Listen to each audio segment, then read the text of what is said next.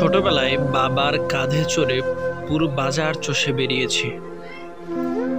বাজারের ব্যাগ হাতে বাবাও অনেকটা সময় দাঁড়িয়ে থাকতেন। বড় বড় রুই, কাতল আর বোয়াল মাছ সাজানো দোকানগুলোর সামনে। কিন্তু ফেরার পথে 20-50 টাকার পুঁটি মাছ ব্যাগে করে হাসি মুখে বাসায় ফিরতেন বাবা।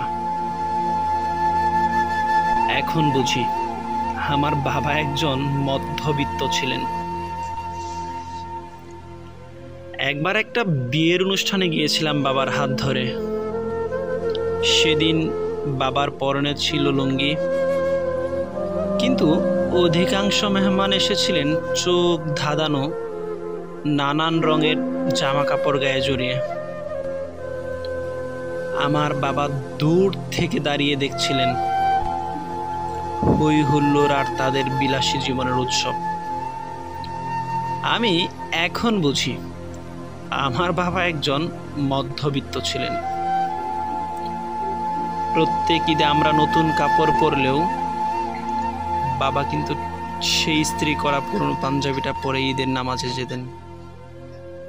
মা যখন বারবার বলতেন, আপনি একটা নতুন পাঞ্জাবি কিনলেই তো পারতেন, আমার বাবা মিষ্টি করে হেসে দিয়ে বলতেন, এই পাঞ্জাবিটা আমার অনেক প্রিয়। কিন্তু আমি এখন বুঝি আমার বাবা একজন মধ্যবিত্ত ছিলেন।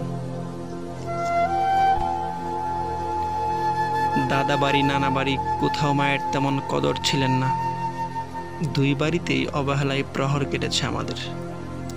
উচ্চবিত্ত প্রিয়জনদের প্রিয় তালিকায় নাম লেখাতে পারেনি আমার বাবা, কারণ আমার বাবা একজন মধ্যবিত্ত ছিলেন।